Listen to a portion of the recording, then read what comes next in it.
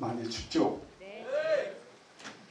너무 추워가지고 오늘 법회 참석하시는 분들 안 오시면 어떡하나. 그래도 100명, 100분은 오시겠지. 아침에 그랬더니 우리 유병문 사무관이 아이 스님 100분은 더 오죠. 그래도 스님 인기가 있는데요.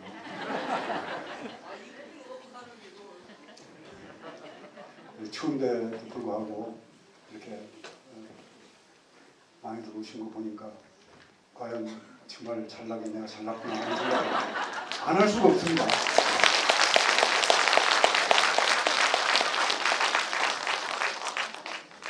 조금 아까 사진으로 단지불에 1년 한번 쭉 돌이켜 보셨죠? 정말 월악산으로 또 백범기념관으로 건국대학교 청년기념관으로 또 여기 성동구청 여기 문화관으로 이렇게 옮겨 다니면서 또 동국대학교 앞에서 노천법회도 해보고 참 고루고루 다니면서 하니까 그런데 또 괜찮죠? 네.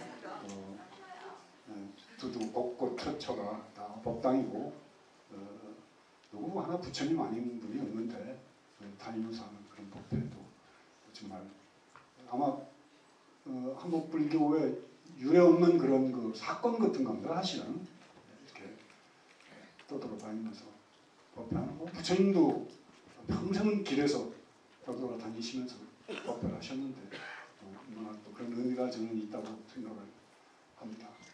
그러한 그 법회 중에도 덕산면 여러분들 가보셔서 알겠지만은 그게 충청북도 내륙지방으로 강원도하고 충북 사이에 껴가지고 정말 오지 중에 오지입니다. 덕산면 소재지에 가보면은요 없는 게 없어요.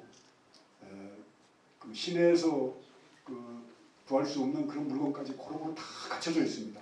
면단이 시장인데도 왜냐하면은 덕산면에서는 시장을 보러 가려면은 충주까지 뭐 거의 1시간 정도 걸리고 제천도 1시간 넘게 걸립니다. 그러니까 그 지역 경제가 발전이 안 될 수가 없어요. 도예지가 같이 오면은 바로 큰 도예지 나가서 장을 봐가지고 오는데 너무 머니까 제가 청도에도 좀 그 살았는데요. 청도에 고속도로가 옆으로 지나가기 전에는요. 청도 그 읍의 시장이 잘 형성이 돼가지고 지역 경제가 발전이 많이 됐었어요. 근데 대구하고 부산하고 민자도로가 바로 지나가는 게 뚫려놓는 바람에 청도 경제가 완전히 엉망이 되버린 거죠. 전부 대구로 장을 보러 가고 부산으로 장을 보러 가니까. 그렇게 오지였던 덕산면, 어려운 그 덕산면에 아마 그동안에 교회든지 성당이든지 불교 쪽이든지 지역 그 대학교 중고등학교 학생들한테 어려운 학생들에게 장학금 지급한 일이 없습니다. 그리고 저는 뭐 2천만 원이 그렇게 뭐 큰 돈인가 그랬는데 그 지역에서는 굉장히 큰 그 돈으로 정말 대단히 많은 분들이 고마워하고 단지불에 대해서 깊이 감사드린다는 말을 좀 내려가기만 하면 듣습니다. 또 쌍용 자동차 해고됐던 분들, 그분들 가족들과 그분들을 치유하는 공간이 평택의 와락이라고 공간 마련이 되어 있는데 그 공간에 우리 단지불의 신도분들이 내려가셔서 뜨개질을 가르쳐드리고 또 지난번에는 김장을 전부 모여서 같이 하면서 그 와락 식구들하고 같이 화학적 결합 정말 뭐 적당히 와서 도와주고 가는 게 아니라 진심으로 와락의 식구들에 대해서 가슴 아파하고 도와주는 우리 단지부의 회원들 이런 봉사활동을 통해서 기도를 통해서 나 혼자 복받고 나 혼자 극락가고 나 혼자 살리겠다는 게 아니라 더불어 살아가는 이 세상 사람들과 함께 정말 아름다운 세상 만들겠다는 그런 원력 담긴 그런 그 여러분들의 보살 행위 사실은 이 연말을 들어서 저는 뭐 크게 여러분들에게 해드린 게 없는데 여러분들은 그러한 그 아름다운 보살행을 통해서 저를 더욱 사람들한테 명진 스님이 하는 단지불에서 이런 일을 했다. 부끄럽기도 하고 자랑스럽기도 하고 그러한 그 만감이 교차하는 마지막 2012년 마지막 법회를 이렇게 하게 됐습니다. 여러분도 고맙습니다.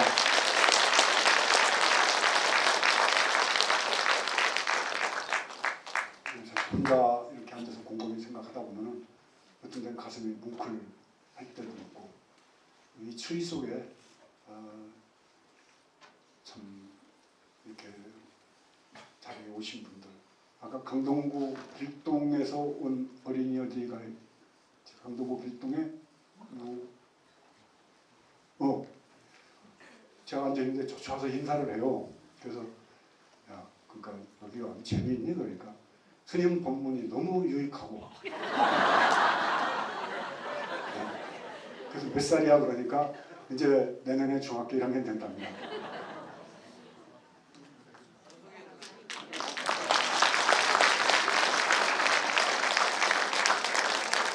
가족들 두 부부가 아기까지 아기까지 데리고 온 분 손 한번 들어보세요. 두 부부가 아기까지 같이 온 분. 없어요? 그러면 그 아기가 한번 나와보세요. 네.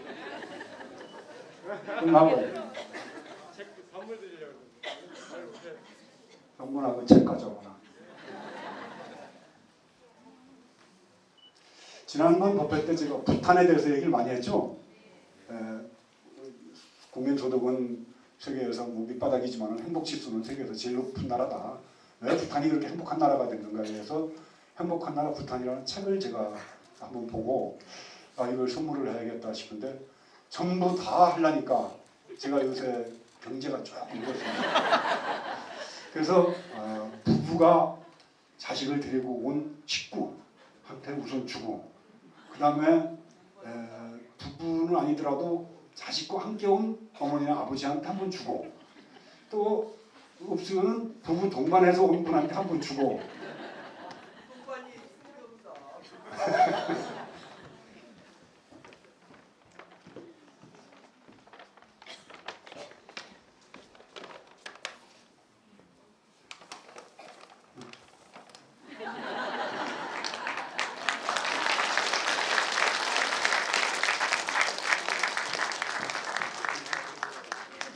옳지, 옳지,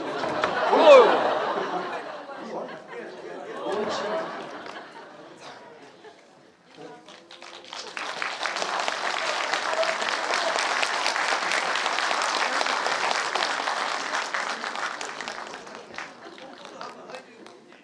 저는 중학교 졸업 맡으면 깎아야지 되겠다.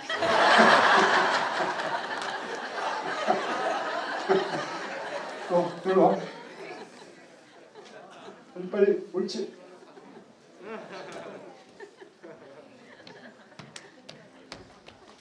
그거 누구야? 하나 진짜.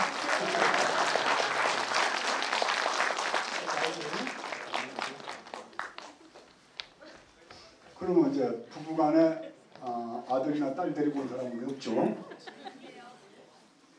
거짓말 살짝 해도 돼요. 또 부부간에 같이 온 분. 오세요 그럼 빨리.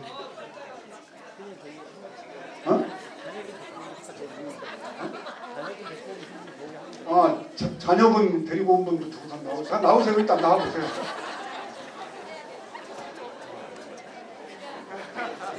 그래.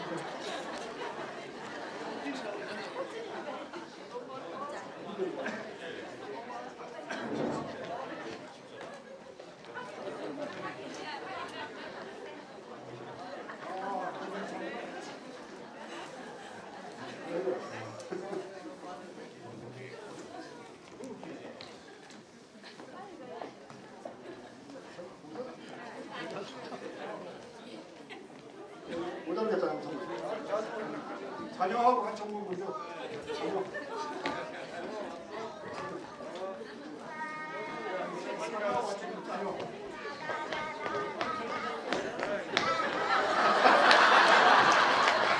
여러분 아시죠? 이광명 팀장 아들입니다. 주인은 세상에서 가장 무서운 사람입니다.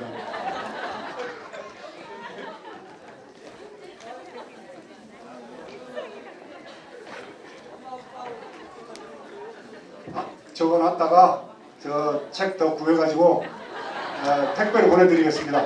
나갈 때 신청하십시오. 네, 스님 큰 박수로 감사의 말씀 드리고 연말 연시 단지불의 회원님들께 드리는 선물은 이렇게 하겠습니다. 뭐 연말 되면 다들 그러죠. 다사다난했던 뭐 임진년이 지나가고 뭐 이러죠. 너야말로 올해 다사다난했죠. 네. 뭐 사회적으로나 뭐나 다사다난했고 또 정말 다사다난한 일이 또 며칠 안 남았죠. 그런 이제 지금 이렇게 연말 법회를 여러분들과 같이 하게 됐습니다. 참 단지불에 이렇게 시작하고 나서 뭐 여러 가지 마음 아팠고 속상한 일도 많았지만 그러나 그 빗속에 또 단풍 또 물들 모락산에서 여러분들과 함께 했던 그 법회 아마 그런 기억들은 오래도록 저희 가슴 속에 또 여러분들의 마음 속에 추억으로 또는 애틋한 그런 아픔으로 이렇게 남아 있을 거라는 생각이 듭니다. 근데 사실은 행복하고 아주 그런 사랑은 거의 없어요. 사랑은 항상 애리고 아프고 그러니까 막 그냥 뻐근한 가슴 아픔이 사실은 이 사랑 끝에 남아있는 우리들 상처 같은 게 사실은 사랑에 얘기하지 막 행복하게 잘 살다가 그냥 죽었다 그러면 그냥 그건 사랑이라고 안 합니다. 그냥 살다 죽었다 그러지. 단지불회가 그동안 걸어왔던 길들이 때로는 애리기도 하고 아프기도 하고 때로는 눈물 걸렁거리면서 빗속에서 법회를 보고 떼약볕 내리쬐는 그 천막에서 땀을 뻘뻘 흘리면서 올라와서 보강하면서 법회를 했던 그런 그 기억들, 추억들이 우리로 하여금 더욱더 우리 지나간 삶들을 더 이렇게 아끼고 보듬고 기억하게 만드는 그런 시간들이었다고 저는 생각을 합니다. 제가 1992년인가요? 1년인가 평소에 이렇게 알고 있던 박원순 변호사가 전화가 와서 참여연대라는 걸 만들어서 운영을 하는데 스님이 좀 도와주십시오. 그래서 그때부터 참여연대 일을 좀 오고 가고 하면서 도와주다가 뭐 참여연대 고문도 하고 참여연대 운영위원회 부위원장도 하고 그랬었습니다. 그래서 박원순 변호사하고는 인연이 오래됐어요. 보니까는 성실하고 또 아주 아이디어가 뛰어나고 그래서 그때부터 제가 우리 박 변호사는 그 아이디어를 가지고 직접 정치를 하면 참 좋을 것 같다고 여러 차례 이렇게 권했습니다. 그때마다 두 손을 흔들면서 아이고 스님 제가 정치할 스타일인가요? 스님은 무슨 말씀을 그렇게 하십니까? 그러면서 펄펄 뛰었어요. 그러다가 이명박 그 대통령이 되고 난 다음에 박원순 변호사가 했던 것들이 큰 기업이나 은행이나 이런 데서 돈을 서로 이렇게 투자를 해가지고 어려운들 도와주는 걸 만들고 하는 그런 그 역할을 참 메신저 역할을 참 잘했습니다. 그게 다 끊어지는 거예요. 그게. 그러니까 이제 양반이 화가 나가지고 이게 국정원에서 작업을 해가지고 내가 하는 사업들을 다 막는다. 이래가지고 국정원한테 명예훼손으로 박 변호사를 고발을 합니다. 근데 결국 그것도 박 변호사가 이기죠. 그러면서 이 양반이 이제 화가 많이 나서 아마 정치할 생각을 냈던 걸로 제가 압니다. 그러다가 어느 날 스님 대관령 지금 백두대간 종주 중인데 서울시장 출마 결심했습니다. 스님이 평소에 정치하라고 그랬으니까 조직도 도와주고 돈도 도와주십시오. 그러는 거예요. 그래서 뭐 돈은 잘 모르겠지만 하여튼 도와주겠다. 그렇게 해서 오세훈 시장이 무상급식 반대하면서 결국은 송 시장을 걸고 내가 반대하겠다고 그래가지고 화표를 냈다가 떨어지지 않습니까? 그리고 무상급식 그 투표에서 지지 않습니까? 그리고 나서 이제 나경원 후보와 박원순 시장이 서울시에서 시장을 놓고 이렇게 투표를 했는데 그때 다들 박원순 시장을 좌파, 빨갱이 이렇게 오겠습니다. 좌파가 서울시장 되면 나라 망한다. 다 그랬었습니다. 근데 엊그저께 보니까 서울시의 비정규직으로 일하시는 분들을 6,400여 분을 정규직으로 전환을 시켰습니다. 여러분들 비정규직이 뭔 줄 아세요? 어디에 취직해가지고 있는데 보장이 안 됩니다. 언제든지 나가라면 나가야 돼요. 네? 2년 지나면 재계약 해지되고 어디든지 직장을 잡으면 그 직장에서 평생토록 자기가 참 열심히 일하고 열심히 일한 뒤끝에는 연금 받아서 살고 하는 그런 것이 안정된 직장인데 비정규직은 정규직이 아니다 이 말이에요. 그냥 나가라면 나가야 돼요. 1917년까지 서울시의 비정규직을 전부 다 정규직화하겠다 이렇게 얘기를 했는데 6,500명에 가까운 비정규직을 정규직으로 만드는데 예산이 50억이 절감이 돼요. 왠 줄 아세요? 비정규직을 쓰려면 용역회사에다 부탁하려면 사람을 모아야지 되는데 용역회사가 먹던 중간 이익을 빼버리고 직접 일하는 분들한테 임금을 지급하니까 예산이 절감이 된 겁니다. 그럼 그동안에는 왜 비정규직을 정규직화 안 했을까요? 이명박 오세훈 서울시장 시절에 했던 아라뱃길 또 세빛둥둥섬 저는 뭐 세빛둥둥섬을 세금 둥둥 떠 있다고 세금 둥둥섬이라고 봅니다. 그런 세금 둥둥섬 정책 결정자가 여러분들이 피땀 흘려서 낸 그런 세금을 어떻게 어디에 쓰느냐 굉장히 중요합니다. 뭐 남한들한테 가서 뭐 좀 보시하고 이게 중요한 게 아니고 몇백억, 몇천억 단위의 돈이 그냥 허공 중에서 없어지는 거예요. 그걸 가지고 정말 어렵고 힘든 저소득층, 차상위계층의 어려운 사람들한테 복지하는 돈으로 쓸 수 있다면 그게 보살의 행위고 그것이 부처님의 자비고 그것이 그리스도의 사랑 정신을 구현하는 겁니다.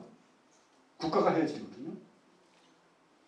그렇게 해서 세금을 전락해야지됨에도 불구하고 세금 둥둥섬이 600억에 처음에 설계를 해서 계약을 합니다. 세금 둥둥섬의 지분을 제일 많이 갖고 있는 데가 효성그룹입니다.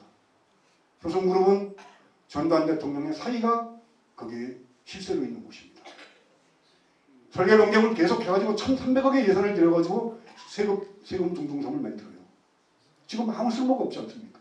그런 돈들, 네? 아라뱃길에 몇 조 들어간 돈들, 그게 아끼면은 서울 시민들이 복지 혜택을 누리면서 살 수 있는 충분한 예산이 되는 겁니다. 그러나 그런 예산들이 전부 새 나가는 거예요.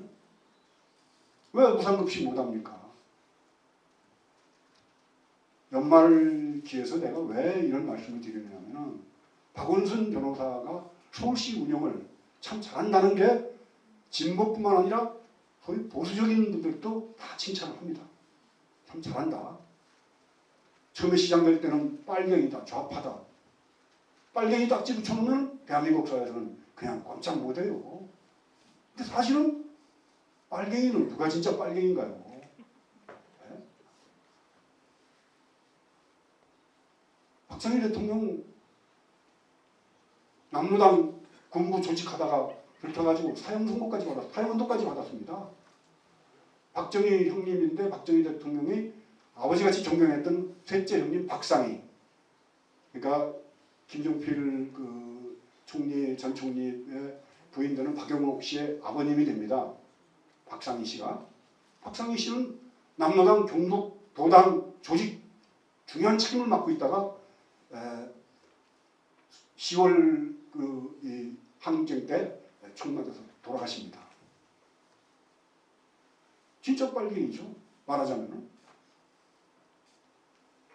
좌파 빨갱이 덧칠해가지고 한국 사회를 분열시키는 어렵고 가난한 사람들 입장에 서서 정책 말하면 좌파로 몰아가지고 이상한 사람 만드는 나라. 실제로 좌파는 누가 좌파인데요? 누가 빨갱이인데요? 이런 세상은 나는 이제 박 변호사 같은 경우가 아마 한국 사회 모델 케이스 국정운영의 지도자로서의 모델 케이스가 된다고 봅니다. 근데 그런 과정을 통해서 정말 누가 더 국민을 위하고 국민 생각하면서 국물 생각하는 사람입니다. 국물이 안 나오니까 또 이 당 만들었다 저 당으로 가고 저 당 만들었다 이로 모이고 세상도 자기가 움직일 때 자기가 어떤 노선을 변경할 때는 거기에 합당한 자기 변명이 있어야지 됩니다. 엊그제까지만 하더라도 여당의 유력한 대선 후보를 칠푼이 하면서 비난하던 김영삼 전 대통령이 갑자기 박근혜라고 그러니까 그러면 칠푼이를 지지하면 저는 팔푼인가?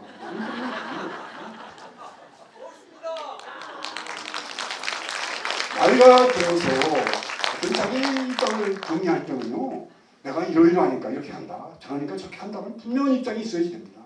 저는 박근혜 후보에 대해서도 굉장히 좋게 생각을 했었습니다.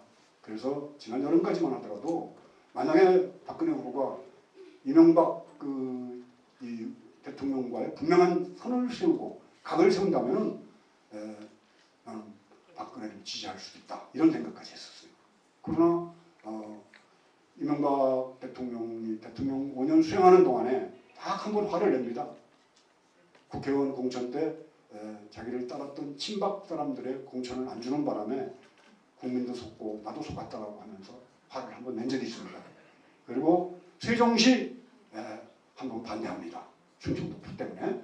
그러나 가장 중요했던 4대강 공식적으로 22조의 예산이 들어가는 정말 몰상식한 자연 파괴 행위에 대해서는 한마디도 말을 한 적이 없습니다.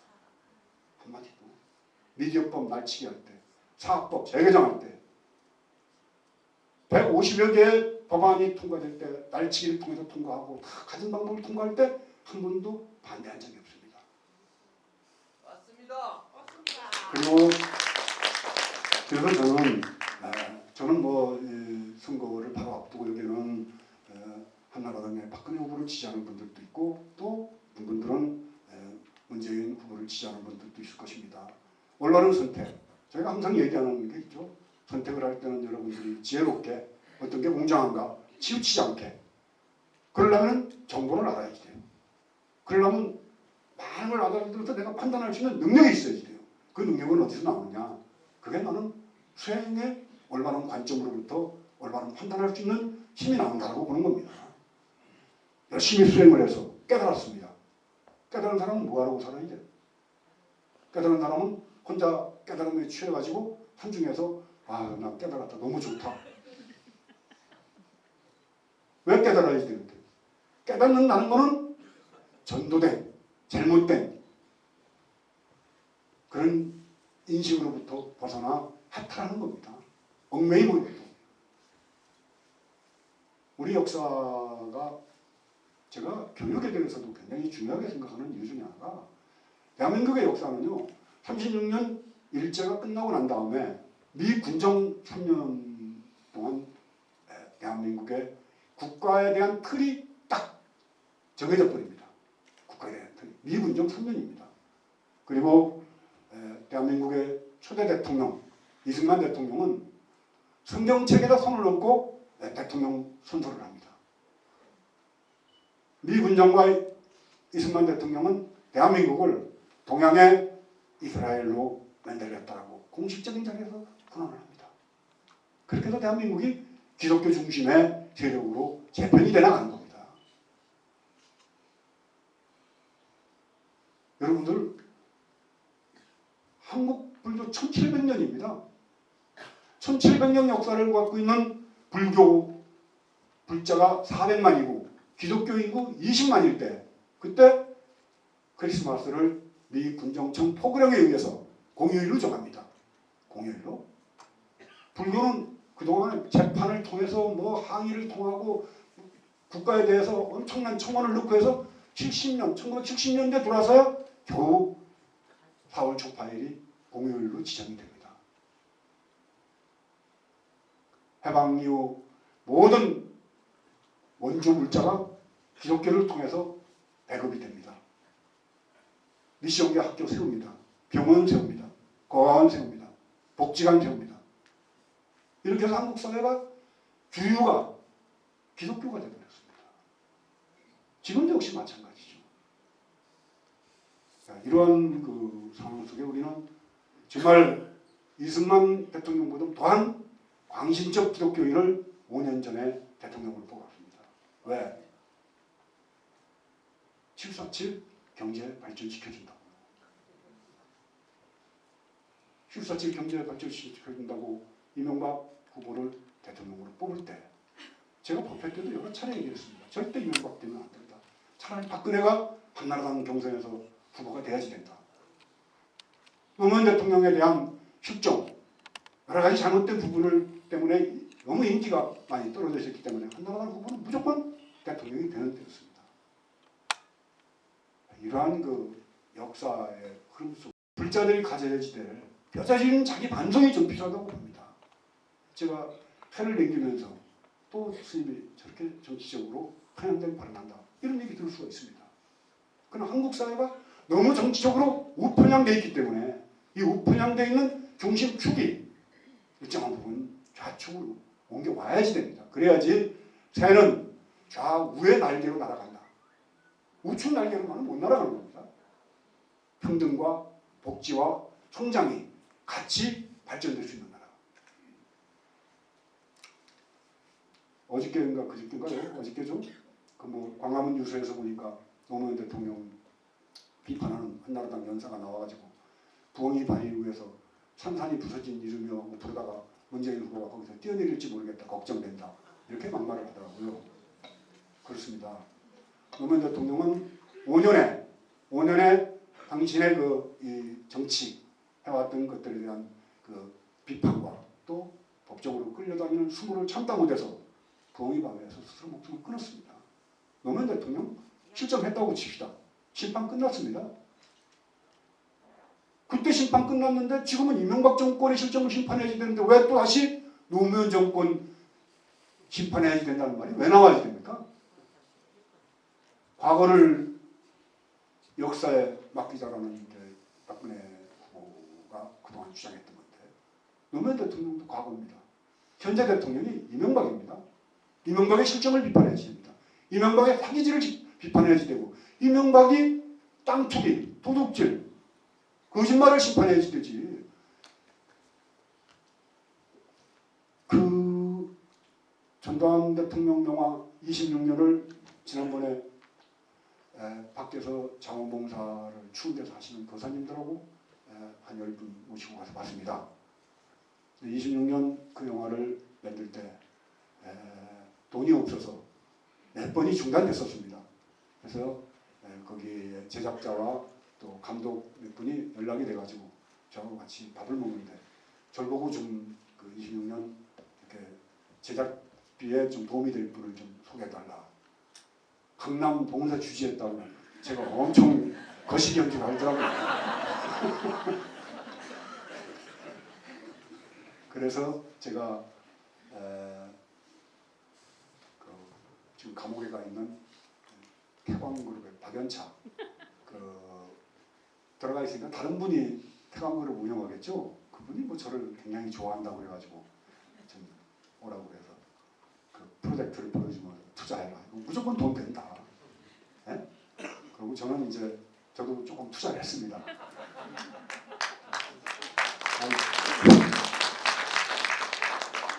투자했다고 해서 뭐 만약에 100만 원 이렇게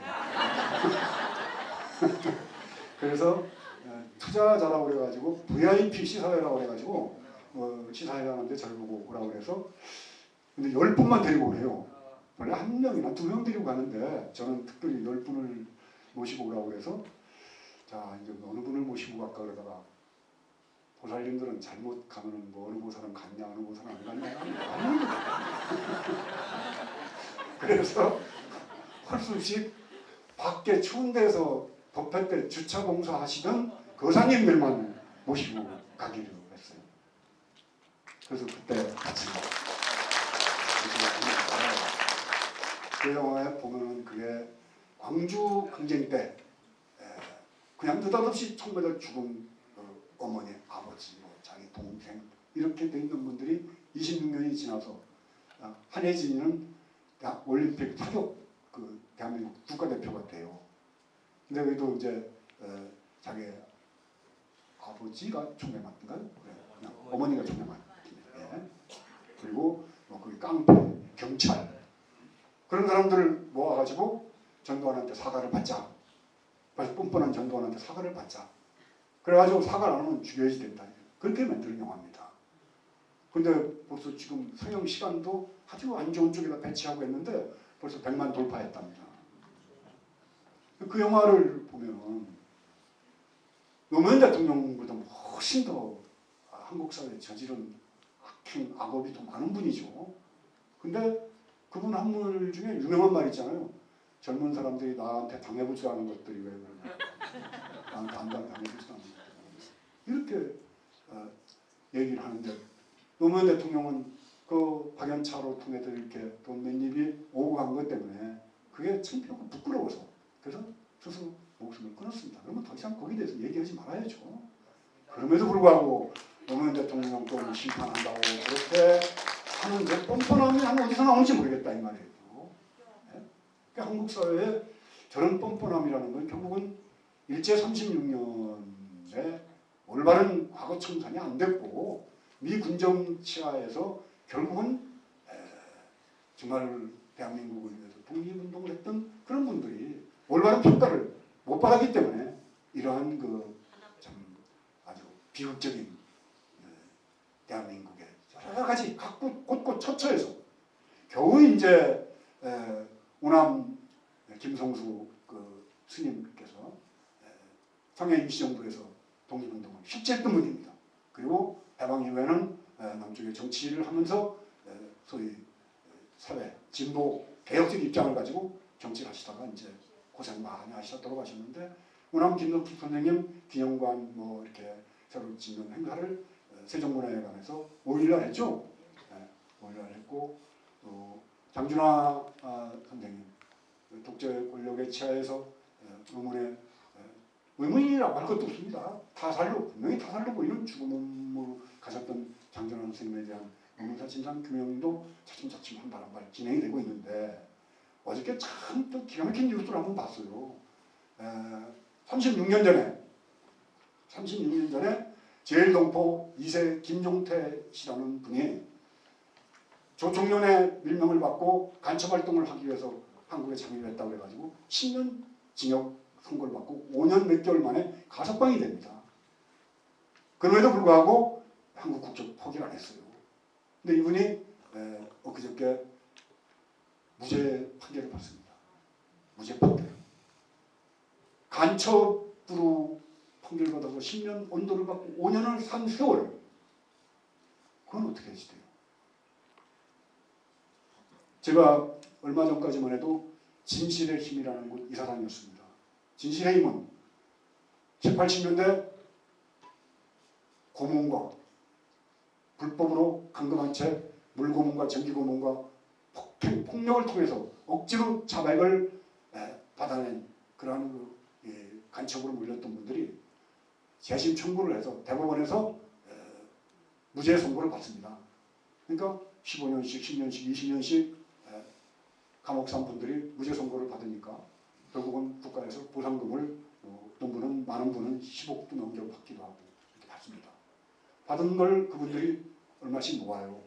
모아가지고 한 10억 정도를 만듭니다. 그래서 진실의 힘이라는 재단을 만들어요. 자기들 같이 억울한 사람 그리고 또 불우한 이웃을 위해서 써달라고. 그래서 그 재단에 이사장을 제가 한 2, 3년 했습니다. 재단 이사장이에요 제가. 제가 뭐 그냥 막 다니는 줄 아십니까? 그분들 어떡합니까? 간첩의 딸로, 간첩의 아들로, 간첩의 부인으로 피눈물 흘리면서 그 동네 살지도 못하고 쫓겨다니고 손가락질 받고 했던 그 피눈물 나는 세월을 국가가 어떻게 돈으로 보상이 되는가요? 만약에 여러분들이 그런 일을 당했다고 칩시다. 여러분들이 그런 일을 당했는데 내가 다니고 내가 믿고 했던 스님이 모른 채 그건 뭐 당신들 일이지. 모른 채 여러분 개개인이 그런 일을 당했는데 단지 그래요. 연중에 근데 저는 그럼 뭐 내가 어떻게 그걸 해요? 이러면 안 되는 거예요. 여러분들 손을 잡고 여러분들 위로를 하고 여러분들 대신 법원 앞에 가서 경찰서에 가서 국정원 앞에 가서 여러분들 대신 싸우고 항거하고 해서 여러분들의 억울함을 풀어주려고 하는 게 제가 해야 될 일이라고.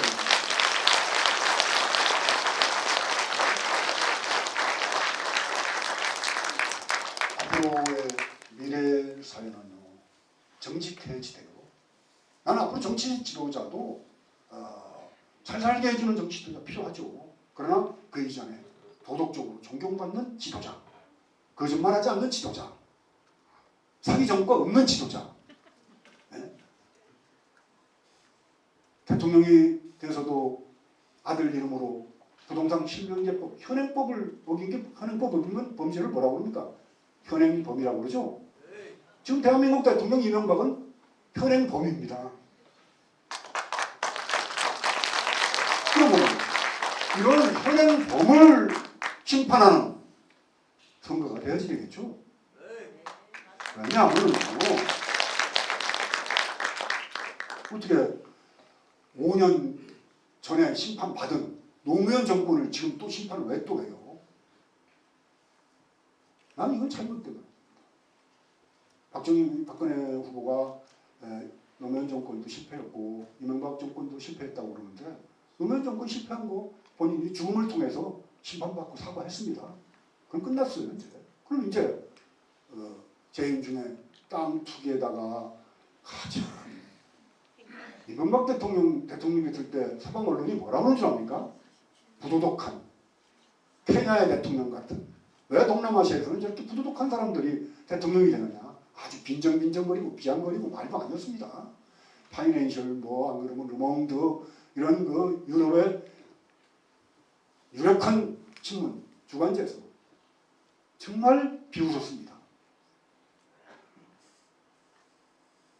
그런 대통령이 지금 자기 아들 이름으로 부동산 신명제 위반하면서까지 통곡동, 내곡동으로 도곡동으로 돌아다니다가 통곡동 간다고 제가 얘기를 했습니다만 여기에 대한 심판. 내가 제가 오늘 이렇게 가혹한 얘기를 아니면 또 듣기가 여러분들이 좀 부담스러운 얘기를 하느냐면 이렇게 할 수밖에 없는 게 그리고 박원순 시장이 모델이 될 거라는 거.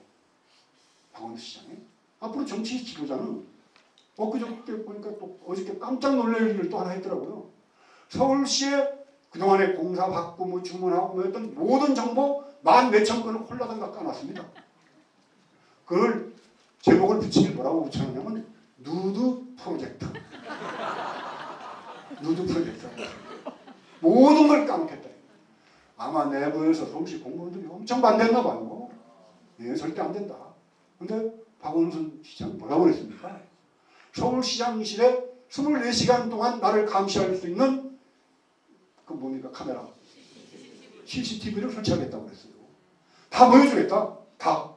하나도 감추는 게 없겠다. 그래서 서울시정 운영이 서울시민 누구든지 다 알 수 있게 하겠다. 거기에 대한 부작용도 만만치 않지만은 드러내서 오는 부작용이 감춰서 오는 부작용보다 훨씬 더 크다고 보기 때문에 이래야지 되는 겁니다. 이래야지. 그게 보살의 정치가 되는 거예요. 그렇게 하면요. 종교단체에서 무슨 어디 뭐 구세군 남비 흔들어가지고 모금 얼마에서 어디 좀 갖다 주고 하는 거 이게 필요가 없어집니다. 정부 예산 함부로 안 쓰고 그거 다 모아가지고 좋은데 서민들을 위해서 쓰는 거. 그러면 복지에 대해서 일반 시민이나 국민이나 종교단체에서 자선사업 하듯이 하는 그런 그 복지가 필요 없어지는 세상이 만들어야지 되는 거예요. 그게 보살이 있는 거예요. 그 보살을 키우고 조금 이따 다가올 예수 그리스도의 사랑을 실천하는 그런 나라가 되는 거라고 저는 믿어 의심치 않습니다. 오늘 사실은 연말이고해서 참 새해를 또 얼마 안 남았잖아요. 엄청 좋은 말을 하고 덕담을 하고 그랬는데 또 제가 그전에도 말씀을 드렸습니다만 지우 숟가락 긴 숟가락으로 밥 떠먹는데 자기 입에다 떠먹으려니까 숟가락이 길어서 자꾸 옆으로 가니까 한 이 정도 긴 거는 떠서 못 먹겠죠. 그러니까 어떻게 넣다 보니까 상대방 숟가락이 부딪히고 이러니까 그 숟가락으로 상대방의 대가리를 때려요. 그러다 보니까 그놈이 또 때리고 하다가 뭐 밥그릇 없고 다 싸우는 데가 지옥이고, 극락은 기니까 상대방이 입에다 넣어줘요. 상대방이 받아먹고 자기도 떠서 상대방 입에다 넣어줘요. 그러니까 서로 하하호호 웃어가면서 입을 서로 숟가락으로 입에다 상대방 입에 밥 떠주는 게 극락이다. 단순한 겁니다. 단순해. 나만 생각하는 사회, 나만 잘 살아야 되는 세상. 최선도는 불교 부처님의 가르침에 의지해서 부처님 말씀을 듣고 불자라고 한다면 기본적인 사상 바탕이 거기서 출발해야 된다고 보는 겁니다. 복을 받고 빌고 잘되고 애 합격되고 남편 진급하고 왜 그게 또 안 되겠습니까? 지성이면 감천이라고 지각하게 빌면은 여러분들이 갖고 있는 개인적인 소망 이루어집니다. 예? 관세음보살이 지각하게 연구를 하면은 관세음보살의 자비가 천수천안의 자비가 여러분들한테 가피가 이루어지는 게 또한 신앙입니다. 불교고 하나님도 마찬가지입니다. 기독교도 열심히 기도하고 기도하고 하면은 하나님의 은혜가 충만하게 여러분들한테 내릴 수 있습니다. 빌어서 되는 거는 여러분들의 정성에 딸려 있어요. 여러분들의 정성에. 어디 가서 빌든지. 다시 말씀드립니다만은 개인적으로 소원을 이루겠다는 사람이 절에 와가지고 기사시켜서 차에서 내리지도 않고 법당에 가서 돈 넣고 와. 그래서 100만 원짜리 수표를 법당 불장에 탁 넣었다 이거예요. 아유 저야 그런 신도가 훨씬 좋죠. 안 그래요? 근데 참 가난하고 돈이 없어서 부처님 앞에 크게 시주하고 보시는 못하더라도 다만 1,000원짜리 한 장 넣더라도 법당에 부처님 앞에 지극한 마음으로 절하면서 기도하고 자기 소원을 바란다면 어느 소원이 더 이루어질 것 같아요? 100만 원짜리 돈이 더 이루어질 것 같아요? 1,000원짜리 정성이 더 이루어질 것 같아요? 여러분들이 정성입니다. 나이 80, 70 된 할머니가 장독대에다가 정한수 하나 떠놓고 촛불 하나 켜놓고 머리 푹푹 책상 바라보면서 길 떠난 우리 아들 무사히 돌아오게 해주십시오 하고 빌 때 그 간절함이 그게 기도입니다. 아시겠어요? 비는 건 똑같습니다. 대상이 중요한 게 아니라 여러분들의 정성이 중요한 겁니다. 그렇기 때문에 비로 얻어지는 것은 여러분들의 정성에 달려있다고 보기 때문에 그건 뭐 어느 정도든지 기복적 그 어떤 신앙의 형태를 통해서 개인의 소원을 비는 것은 여러분들이 얼마만큼 정성을 바치느냐에 따라 있기 때문에 거기에 대해서 대상은 별로 중요하지 않다고 저는 몇 번 말씀드렸습니다. 그 나머지는 뭐냐? 종교가 가져야 될 덕목은 나눔입니다. 베풀고 나누고 더불어 살아가는 거. 근데 나는 그것이 국가 권력이 엄중한 법 집행을 통해서 그리고 만약에 내가 대통령이라면 내가 다스리는 나라에 정말 고통스러워하는 사람이 더 이상 있어서는 안 된다는 그런 보살에 대해 원력을 가집니다. 박원순 변호사가 서울시장이 되고 난 다음에 참 지방 나들이를 어디로 했어요? 오락산으로 했습니다. 저 보러 왔어요. 제가 그 박원순 변호사 그때 왔을 때 일요일날 왔는데 다 넥타이를 메고 양복을 입고 정장을 하고 왔어요. 그래서 뭐 그냥 좀 잠바 입고 그렇게 편하게 오지 뭐 이렇게 넥타이를 메고 왔느냐 하니까 그날 저녁에 그때 무슨 일이 있었냐면은 서울시에서 노숙자 한 분이 돌아가셨어요. 그래서 시체 안치소에 돼 있는데 내가 시장으로 있는 서울시에서 길에서 이렇게 돌아가신 분이 있다는데 너무 부끄럽고 창피하다. 그래서 오늘 올라가면서 거기에 가서 꽃이라도 한 송이 바치고 싶다. 가슴이 뭉클하더라고요. 아, 보살이다. 근데 우리 박원순 변호사가 불자예요. 그리고 어머님 49제를 경국사에서 지내고 그랬습니다. 저도 참석을 하고 표시를 안 낼 뿐이죠. 왜? 불자들은 자기 종교 표시를 안 냅니다. 조용히 뭐 기독교인들 같이 막 아버지 하나님 찾고 남이 좋은 거 비방하고 이런 우리 불자들은 그런 거 안 해요. 교회 가서 누가 뭐 저 십자가에다가 뭐 스프레이로다가 뭐 이렇게 그림 하는 사람 누가 있나요? 한국 근대사 속에서 한국 불교 얼마나 처절하게 당했습니까? 무의사라고 강진에 가면은 관음보살상에 아주 잘 돼 있는 벽화가 있습니다. 거기도 스프레이로 십자가를 그려놨습니다. 거기도.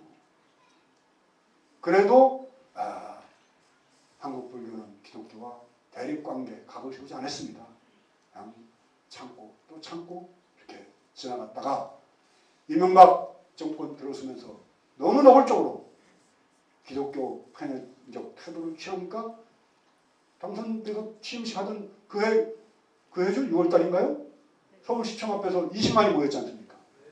1700년 동안 그런 일이 한 번도 없었습니다. 이러한 그 잘못된 편향된 종교, 어디 예수님이 남의 종교 가서 그렇게 원수를 사랑하라고 그랬잖아요. 내 이웃을 내 형제와 같이 사랑하라. 원수를 사랑하라. 그럼 자기들이 봤을 때 불교가 원수라면 불교를 사랑해야지. 봉은사 와서 땅 밟기 하다가 그 망신을 당하고.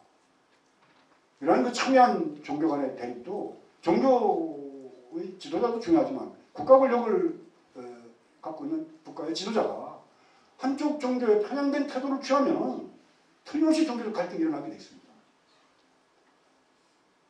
노무현 대통령 부인되는 권양숙 여사가 봉헌사 신도로 등록이 되어 있습니다. 봉헌사. 근데 대통령 취임하고 나서 한 번도 봉헌사 온 적이 없습니다.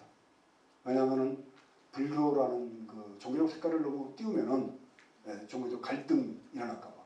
그래서 퇴임하고 청와대 떠나기 이틀 전에 새벽 기도에 봉헌사를 와서 저하고 같이 기도를 하고 지방에 와서 차를 한잔. 선생님 죄송합니다.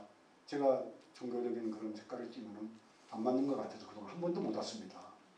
난 정치 지도자가 최소한도 그 정도는 돼야지 되지 않나 생각을 해요. 그렇죠?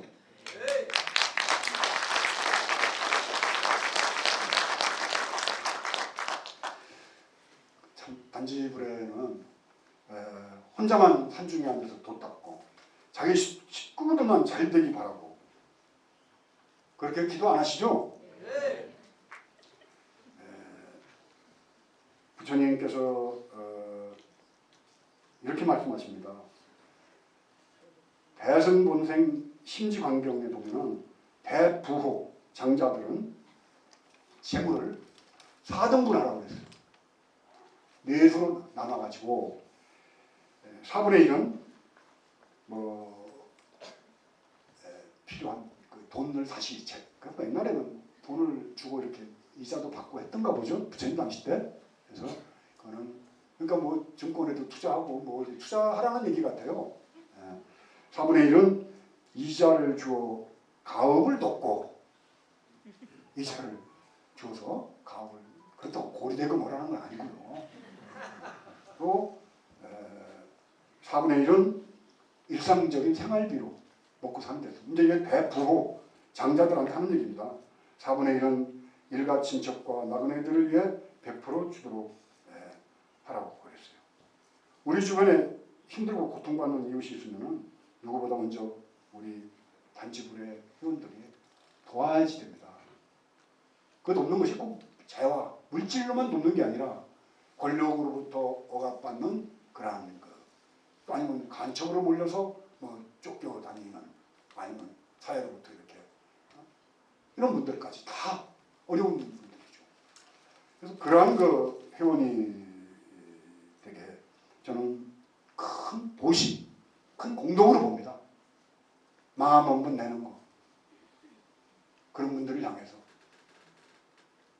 솔직히 말해서 그렇습니다. 단지불에 돈 두고 여러분들이 내는 회비 한 푼이라도 아껴서 정말 좋은데 힘든데 어려운데 그런데 도와드리고 싶고 그렇게 해야지 된다고 생각합니다. 내가 뭐 사는 절 만들고 뭐 법당이라도 하나 그럴듯하게 장만해서 거기서 잘 살고 싶은 생각 눈꼽만큼도 저는 없습니다.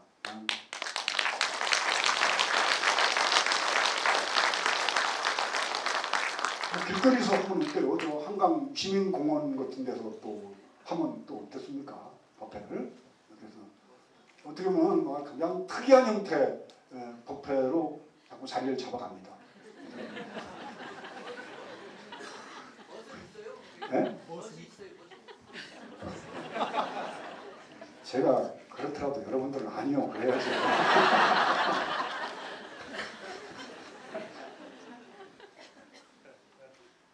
불교에서 흔히 속세를 떠났다, 탈속했다 그러죠.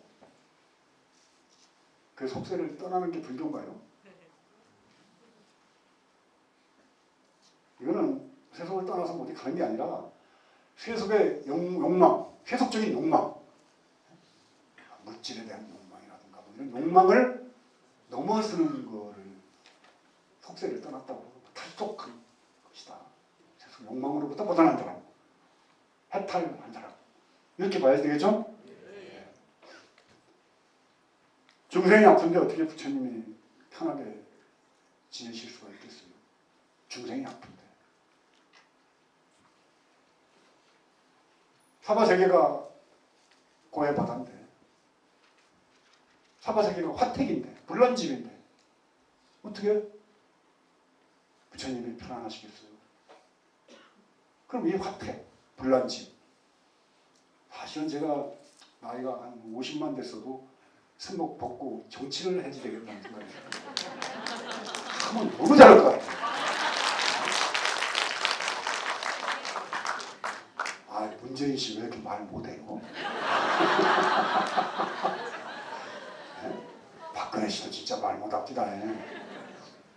감동적 있게 막 그 결정적인 순간에는 임팩트를 줘서 사람들이 막 가슴이 벌렁벌렁하게 만들어지는데 안 그렇습니까?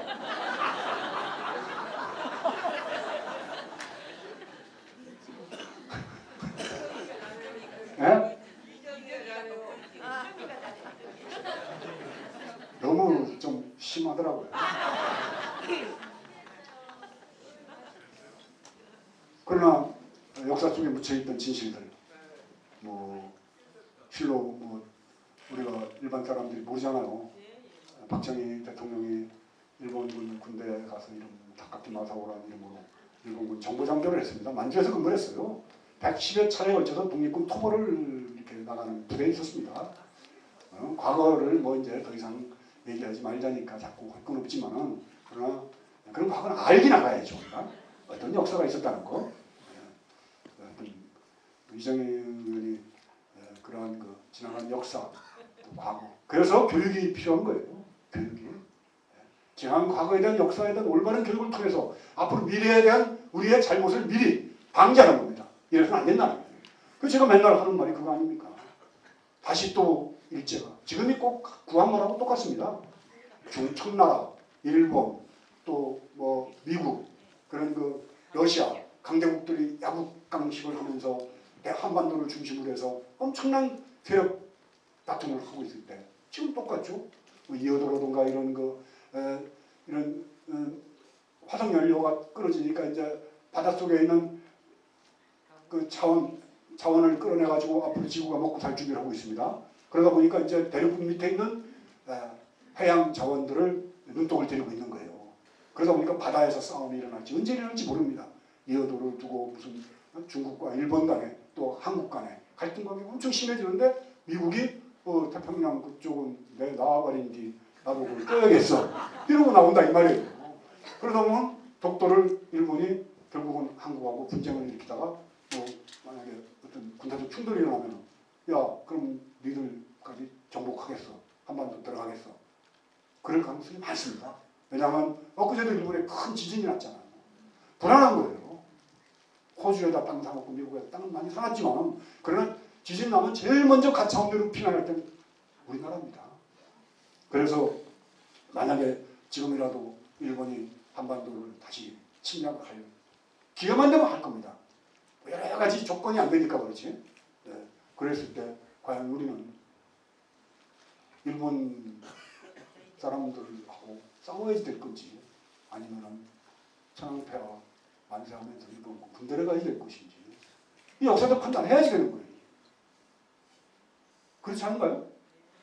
나는 굉장히 중요하다고 봅니다. 그 대목이. 그러면 우리 조국이 외세에 의해서 짓밟힐 때 그 외세에 붙어서 외세에서 군대까지 가서 장교까지 지냈음에도 불구하고 거기는 비판이 없다면 누가 독립운동합니까? 왜 윤봉길에서 안중근에서 왜 존경합니까? 그분들은 바보입니까?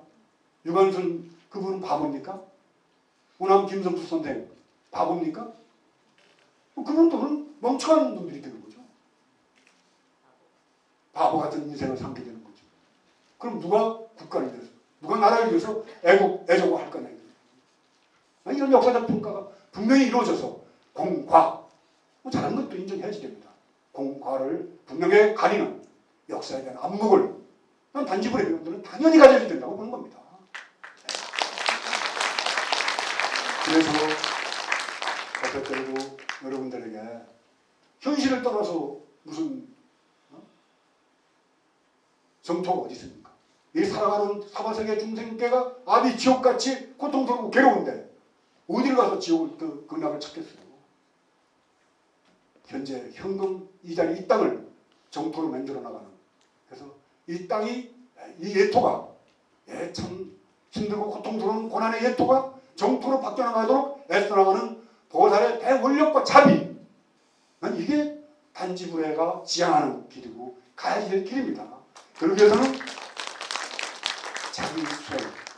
자기 수행을 끊임없이 성찰과 바라보고 자기를 끝없이 돌아켜보고 바라보면서 항상 반성하고 그 반성 속에서 나오는 지혜와 현명한 세상을 보는 안목으로 사바세계에 고통받는 중생들과 더불어 함께하고자 하는 자기의 손길, 자기의 눈빛, 자기의 말 불의와 잘못된 것에 대해서는 꼼꼼하게 질타하고 꾸짖어서 고치도록 만들어 나가는 그런 상황. 이게 나는 현금 이 땅에 불자, 진정한 불자라면 난 그러한 길을 선택해서 한 발 한 발 정의로운 길을 가도록 해야 된다는 겁니다. 12월달 해가 이제 다 넘어갑니다. 12장 있던 달력이 달랑 한 장 남아있는 그 모습을 보면서 1년 동안 나는 어떻게 살았는가? 무엇을 위해서 그렇게 부지런히 뛰어왔는가? 이제 돌이켜봐야 됩니다. 어떤 것이 옳았고 어떤 것이 글렀고 무엇 때문에 우리는 이렇게 살고 있는가? 우리의 인생이 참 매년 그렇죠. 저도 이제 63이 되다 보니까 월악산 그 보강하며 옆방에 그 여러분들 오면 가끔 와서 차도 드시고 손님들 들어오는 방은 심야 보일러가 돼서 계속 방이 불이 들어오죠. 그래도 이 불이 세요. 그리고 법당방은 불을 떼야지 됩니다. 지금 그 우리 만화 그리는 준호 거사하고 이정현 팀장이 내려가 있고 저도 결제는 거기서 했습니다. 했는데 법당방에 너무 추워요. 바람이 샥 불면 꼬리 으시시하고 그전에는 몰랐는데 이제 이 추운 게 아주 쉽고 이렇게 걸음걸을 때도 미끄러진 데를 가면은 그전에는 막 그냥 뛰어다녔거든요. 작년번에도 그랬어요. 근데 이제는 조심스러워지고 겁나고 그래요. 이게 내가 늙는구나. 엄청 마음이 썩썩하더라고요. 나도 늙는구나. 저는 평생 청춘일 줄 알았어요. 이제 일어날 때는 뭘 짚게 되고 자꾸 다리 이렇게 벌려서 하게 하면은 그전에는 여기 단전까지 바닥에 딱딱 닿는데 안 닿아요 이제. 그래서 육신의 그 늙음을 누가 막으랴. 그래서 무상한 생각도 좀 들고 그러다 보니까 정말 더 잘 살아야겠다. 정말 여러분들에게 조금이라도 더 좋은 말과 또 편안해지는 이제 이 약속이 지켜질지 모르겠습니다만 내년부터는 정말 여러분들에게 부처님의 자비로운 말만 전하게 될 겁니다.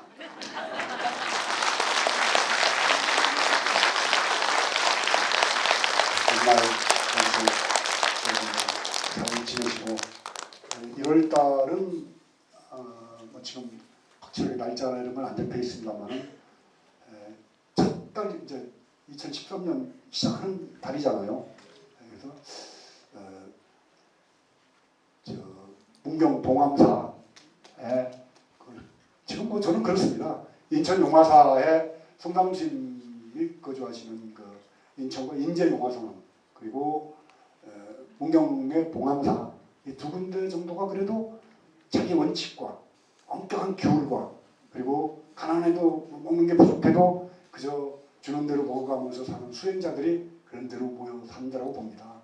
물론 다른 데도 열심히 사는 분들이 많이 계시지만은 대표적으로 저는 문경 봉암사를 제일 좋아하고 그 틈만 나면 또 봉암사로 달려가잖아요.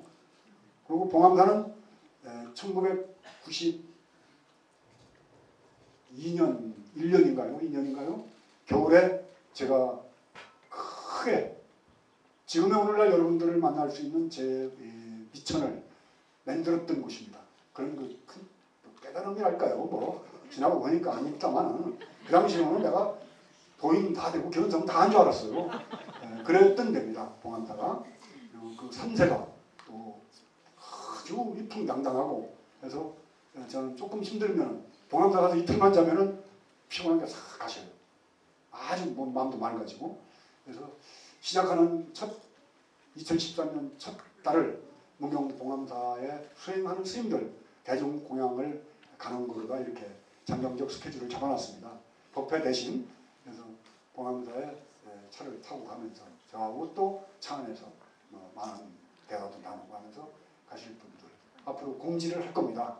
매년 좋아하는 스님들 공부하는 분들 대중공양 그리고 도강하면서 그 물 판다고 고생하고 불사한다고 저는 일머리가 안 돌아가요. 말머리만 돌아가지 전혀 안 돌아가는데 우리 그 제 상자 되는 선용 수장은 뭐 이렇게 생각하고 일하는 거 보면 정말 대단해요. 그래서 그 선용 수자가 또 봉암사 대중처소에 가서 결제를 지금 하고 있습니다. 선용 수자 있는 그 봉암사로 이렇게 대중공양을 가기로 했으니까 동참하실 분들은 같이 해서 첫 달 정말 수행자들 있는 곳에 공양가는 그런 공덕을 함께 같이 하도록 하면서 연말 건강하게 잘 보내시고 밝은 새해 맞이하시기 바랍니다.